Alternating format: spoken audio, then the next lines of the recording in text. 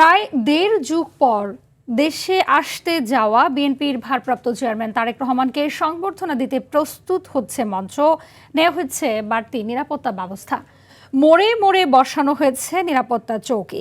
দেশে ফিরে এই রাজধানীর ৩০০ ফিট এলাকায় ৩৬ জুলাই এভিনিউতে আয়োজিত সমাবেশে যোগ দেবেন তিনি। সেখানে তাকে দলমত নির্বিশেষে সংবর্ধনা দেয়া হবে। নেতাকর্মীরা বলছেন এটি ইতিহাসের সবচেয়ে বড় সমাবেশ হবে। সমাবেশ স্থলে চলছে জোর প্রস্তুতি।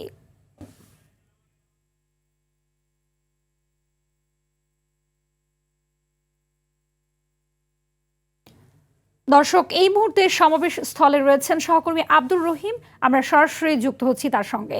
রহিম, জানাবেন যে সমাবেশ স্থলের প্রস্তুতির সবশেষ কি তথ্য রয়েছে আপনার কাছে, এবং সার্বিক নিরাপত্তা ব্যবস্থা কিভাবে সাজানো হচ্ছে?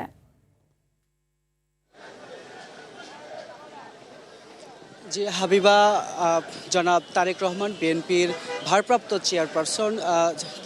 চেয়ারম্যান তিনি কিন্তু আগামী 25শে ডিসেম্বর বাংলাদেশে অবতরণ করবেন এবং তার স্বদেশ প্রত্যাবর্তন দিবসকে কেন্দ্র করে কিন্তু রাজধানীর 300 ফিট তথা 36শে জুলাই এভিনিউয়ে কিন্তু সাজানো হয়েছে এবং এখানে সাজ রব তৈরি হয়েছে এবং এখানে এখন আজ থেকেই কিন্তু বিভিন্ন স্তরের নেতাকর্মী এখানে এসে উপস্থিত হচ্ছেন এবং প্রিয় নেতাকে সংবর্ধনা দেওয়ার যে মঞ্চটি প্রস্তুত হচ্ছে সেটি কিন্তু তারা দেখছেন এবং বিভিন্নভাবে স্লোগান দিচ্ছেন। দুপুর নাগাদ কিন্তু বিএনপির কেন্দ্রীয় পর্যায়ের নেতারা এখানে এসেছিলেন এবং তারা যেমনটি জানিয়েছিলেন এখানে বেশ কয়েকটি স্তরে নিরাপত্তার ব্যবস্থা জোরদার করা হয়েছে এবং যেসব নেতাকর্মীরা এখানে আসবেন সংবর্ধনা দেওয়ার জন্য জনাব তারেক রহমানকে, নেতাকর্মীদের ঢল যেহেতু বেশি হবে সেই জন্য এখানে কিন্তু বিভিন্ন স্তরে যাতে করে একেবারে যেই মঞ্চে সংবর্ধনা দেওয়া হবে সেই পর্যন্ত যাতে আসতে না পারেন এই জন্য বাঁশ দিয়ে বেশ ব্যারিকেড তৈরি করা হয়েছে অনেক দূর থেকে। এবং আরেকটি বিষয় জানিয়ে রাখতে চাই, 25 তারিখ তিনি বিমানবন্দরে নামার পরে সরাসরি কিন্তু তিনি এই 300 ফিট তথা 36শে জুলাই যেই এভিনিউ সেখানে এসে সংবর্ধিত হবেন এবং সেই দিন কিন্তু সারা দেশ থেকে বিভিন্ন স্তরে দল মত নির্বিশেষে এখানে সারা দেশের জনগণ এসে সংবর্ধনা দেওয়ার কথা বলছেন বিএনপির নেতৃবৃন্দের পক্ষ থেকে। এবং আমরা যদি দেখানোর চেষ্টা করি